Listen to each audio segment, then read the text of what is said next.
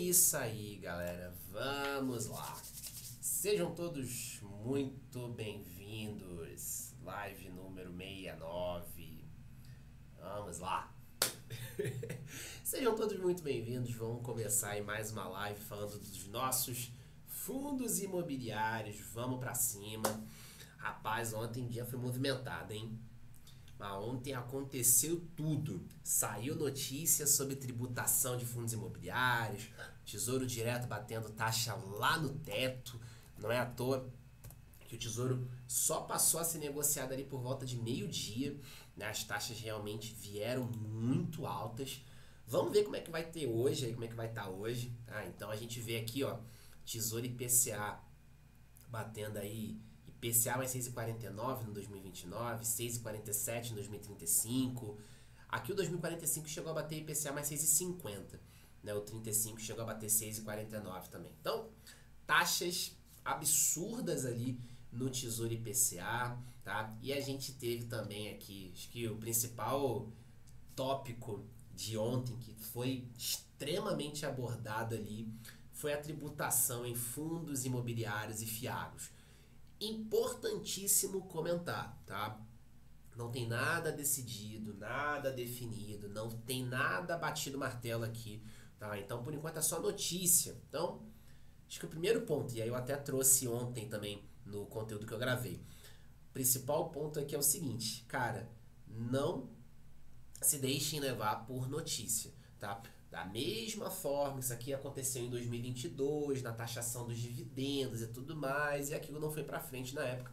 Gerou um baita burburinho no mercado na época, tá? Mas não foi pra frente, beleza? Então, o principal ponto aqui é entender que isso aqui ainda não tá definido, não tá batido o martelo, então não precisa sair vendendo as suas posições em fundos imobiliários, beleza? Então, o principal ponto é esse. Cara, a ideia aqui da taxação seria tributar a receita do fundo imobiliário. Então, não é tributar o dividendo, tá? A ideia seria tributar a receita, beleza? E aí, tributando a receita, obviamente, você vai ter um resultado menor. Se você tem um resultado menor, você acaba tendo um dividendo menor, tá? Então, a ideia não é tributar o dividendo continua sendo isento, mas você acaba tendo uma geração menor de dividendos por conta justamente de você ter um tributo na receita. E aí você tem um resultado menor e um dividendo menor. Cara, assim, minha opinião, tá? Eu acredito que isso não vai passar, tá? Até por conta de todo o apelo que a gente tem ali dos fundos imobiliários e dos fiagros, tá? A gente tá falando ali de majoritariamente investidores, pessoas físicas, tá? Então, a maior parte dos investidores desses fundos listados são pessoas físicas. Então, pessoas que têm ali, 20, 30, 50 mil na média, tá? Obviamente, existem pessoas com patrimônio maior em fundos imobiliários, sim, mas a média tá ali na casa de uns 50, 60 mil. Eu vejo pelos meus clientes na XP, tá? Tem muito cliente que tem ali 10, 20, 30 mil em fundos imobiliários. O cara tá ali construindo a carteira dele, vai poupando ali o mês a mês e vai construindo a carteira. Pelo menos é a percepção que eu tenho enquanto assessor da XP. Então, realmente, a gente está falando de clientes, pessoas físicas que estão investindo, pensando principalmente no complemento para a aposentadoria, na tranquilidade ali da aposentadoria, no conforto para o futuro. A gente não está falando da elite, está falando de investidores comuns, majoritariamente. Beleza? Então, tem muito apelo, tem muitos investidores, tá? Os fundos acabaram se tornando uma boa forma de captação de recurso para fomentar o crescimento do setor imobiliário, do setor do agronegócio. Quantos produtores rurais se beneficiaram da estrutura dos fiagros? Obviamente, a gente viu isso também dar problema. A gente já falou sobre isso, a questão da recuperação judicial, o número de recuperações judiciais nos agros, tá? Isso impactou alguns fiagros. Eu até comentei na live de ontem um fiagro que foi impactado com isso. Já fiz vídeo sobre isso aqui também. Mas, de toda forma, os fiagros acabam servindo também como uma boa fonte de captação de recursos por parte ali do pequeno, do médio, até mesmo do grande produtor, as cooperativas, tá? Na parte dos fundos imobiliários, aqui em São Paulo você vê diversos empreendimentos que têm dedo ali de fundo imobiliário. Então, poxa, estão construindo um shopping gigante na Faria Lima, tá? A previsão é que fique pronto, se não me engano, ano que vem. Cara, ali tem participação do XPML, tá? É um shopping da JHSF, mas o XPML tem uma participação ali. Você vê prédios ali que estão sendo construídos, lajes corporativas, que tem dedo de fundos imobiliários. Tem um prédio que está sendo construído ali perto da Faria Lima também, que está sendo tocado aí pela RBR, que é a gestora do RBRB, do RBRF, do RBRL, tá? Expansões em shoppings, muito dedo ali de fundo imobiliário, por exemplo, a XPML, a gente já viu anúncios ali lá atrás falando da expansão do Catarina Outlet, que é um outlet que tem aqui na Castelo Branco, na rodovia aqui em São Paulo. Tem dedo de fundo imobiliário. Então, os fundos imobiliários, os FIAGROS, eles acabam sendo uma boa fonte de captação de recurso para impulsionamento desses setores. Então, se o dividendo ali vai acabar sofrendo redução por conta desses impostos, cara, a gente pode acabar vendo uma perca de atratividade. E aí, os investidores acabam migrando para outras soluções, para outros produtos. Daí a gente pode acabar tendo ali uma dificuldade desses fundos captarem recursos, a gente pode acabar tendo um travamento no segmento imobiliário, no segmento do agro, por conta dessa perca de interesse, essa perda de interesse. Tá? Então, na minha visão, isso não vai passar. Tá?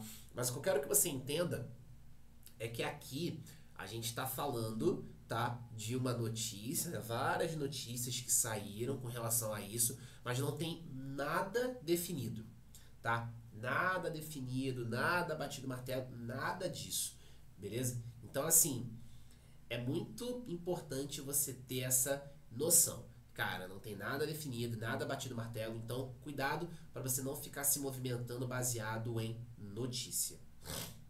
Beleza? Então é muito importante ter esse cuidado, tá? Mas ontem foi o trend topic do dia, né? Ontem só se falava disso. Beleza? Galera, próxima notícia que eu separei aqui pra gente poder dar uma olhada. VISC11 lidera quedas após corte em dividendos, tá? Ontem, beleza? O VISC11 ele caiu mais de 5%, a gente consegue até mostrar isso aqui no Status Invest, tá? Deixa eu até virar aqui para vocês, ó. O VISC11, isso aqui é o relato, isso aqui é o gráfico do VISC11 aqui no Status Invest, tá? Deixa eu dar um zoom aqui. Então a gente consegue ver, ó, que o fundo caiu mais de 5%, ó, quase 6% de queda, beleza? E aí, tá, por que isso, né? Por que o VISC11, poxa, a gente tem falado tanto aí do VISC, por que ele caiu aí mais de 5%? Queda nos dividendos, principalmente por conta de queda no dividendo. É o que eu sempre falo, tá? Já falei isso em outras lives, em outros vídeos.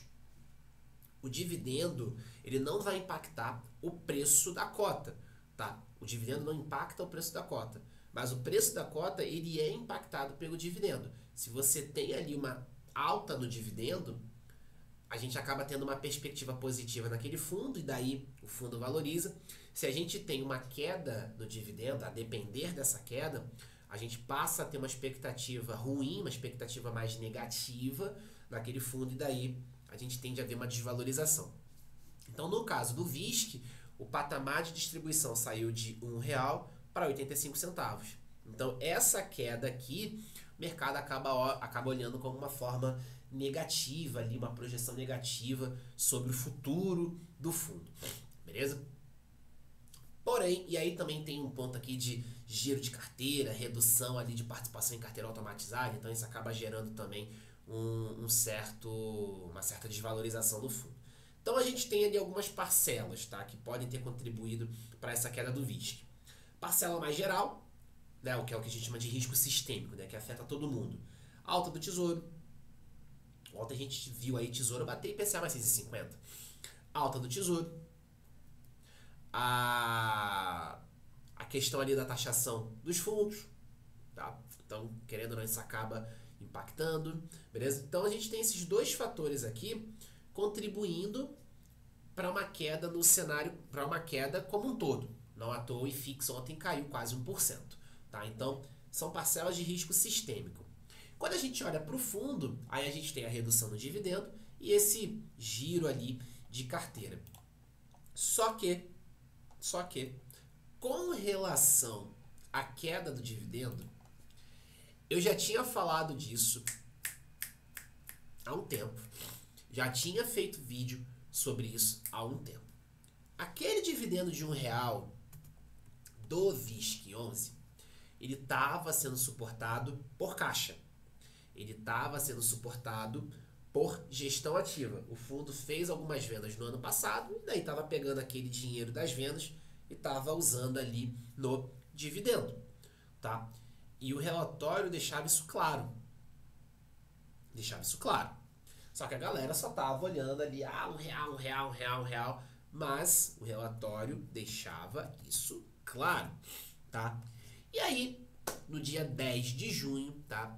O VISC11 liberou o relatório gerencial, ou seja, quase 3 semanas antes, tá, da distribuição, do anúncio ali do quanto seria pago, o fundo soltou no relatório qual que era a sua nova projeção de dividendos, tá? Inclusive, ó, deixa eu até virar aqui para vocês, tá? Então, esse aqui é o relatório gerencial do VISC, tá? E tá aqui. Saiu no dia 10, a gente pode até ver a data aqui, ó. Saiu no dia 10 de junho. A nova estimativa de rendimentos do fundo é uma distribuição entre 80 centavos e R$1 por cota, até dezembro de 24.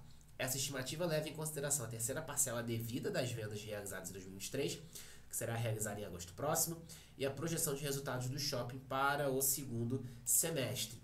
Ou seja, tá? A gestora ela já tinha informado que a gente teria redução no dividendo. Ó, a gente vai reduzir o nosso guidance, vai reduzir a nossa projeção. Claro, você não deve encarar isso como uma promessa.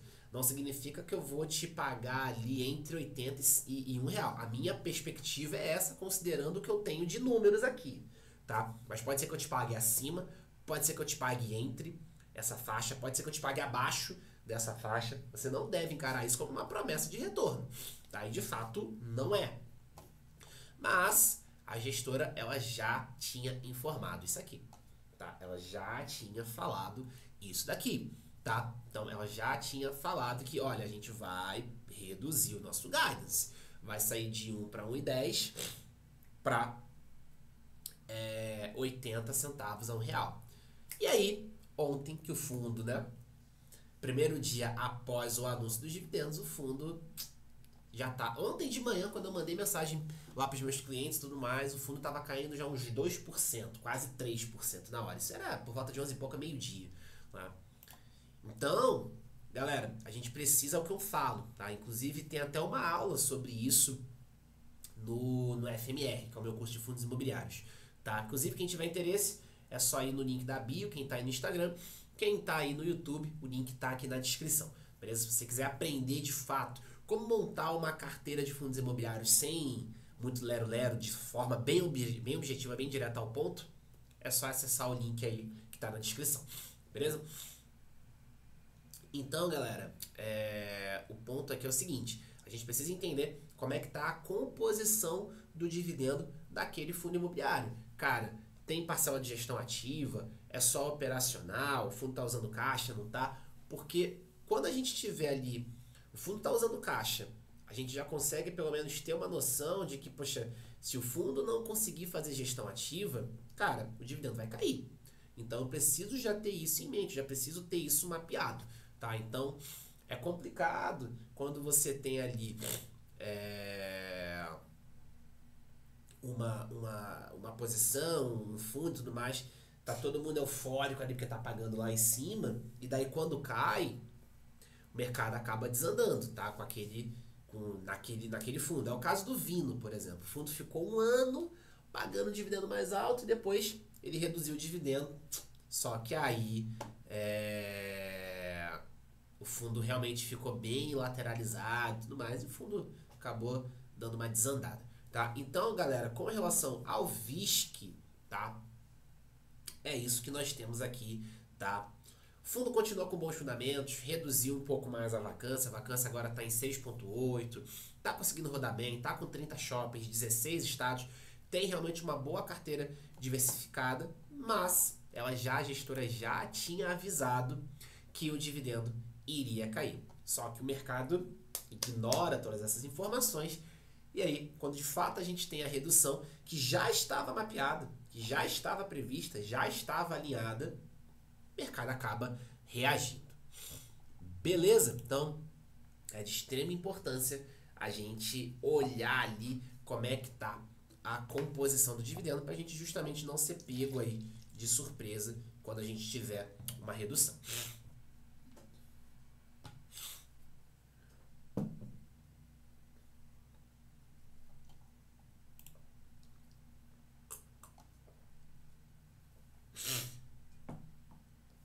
Beleza, pessoal? E aí, tá?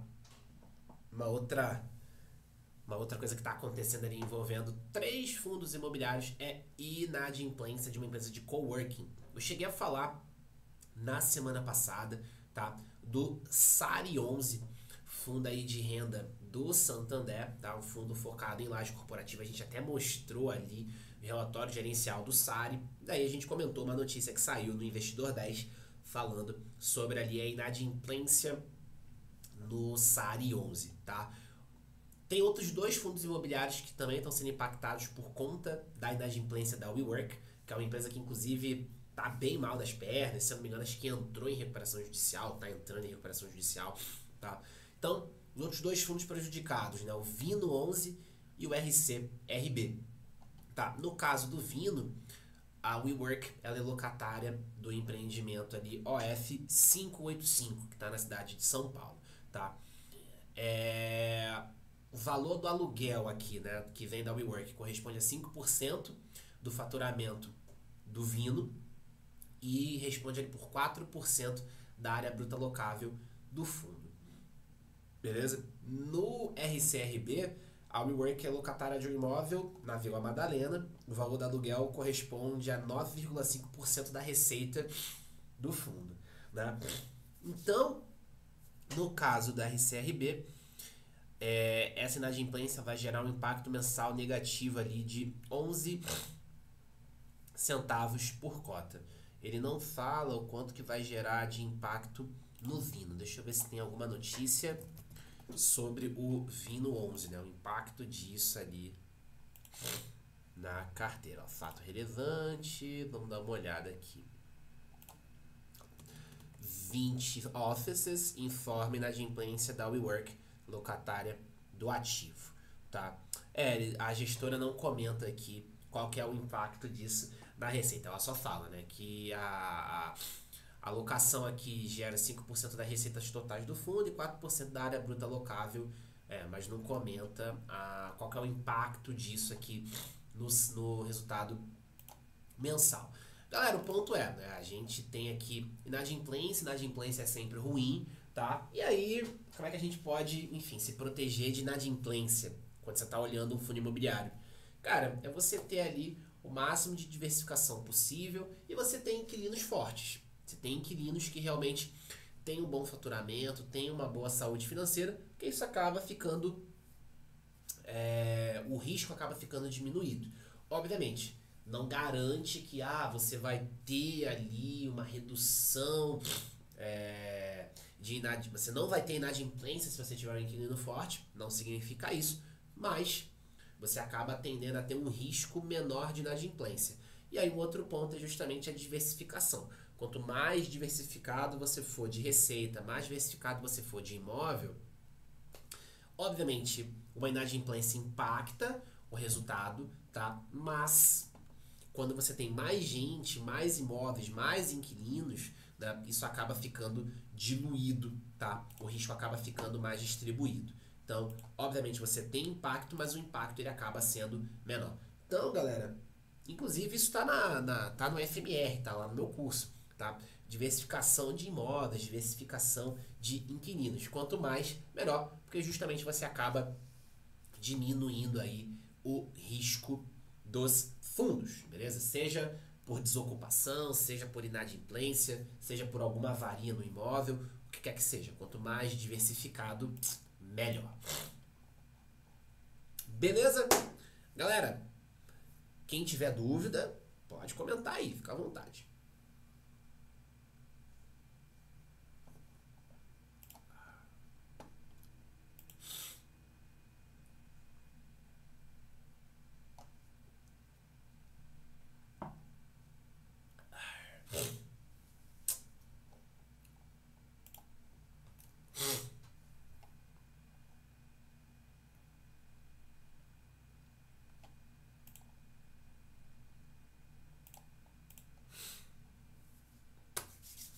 Galera, então, se não há mais dúvida, se não há mais nada, só me resta aqui agradecer aí. Muitíssimo obrigado pela participação de todo mundo. Bora pra cima, galera. Mais uma live concluída com sucesso. Amanhã, fazendo live, vamos pra live número 70.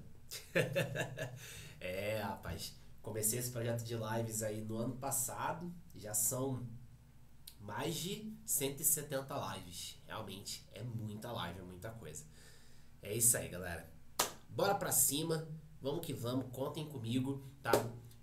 E é isso. Bons investimentos. Quem quiser aprender como montar uma carteira de fundos imobiliários, é só ir no link que tá na bio. Quem tá aí na descrição desse vídeo, quem tá aí no YouTube, é só pegar o link que tá na descrição do vídeo. Beleza? Galera, bora pra cima. É isso. Muito obrigado pela sua atenção. Nos vemos por aí. Valeu!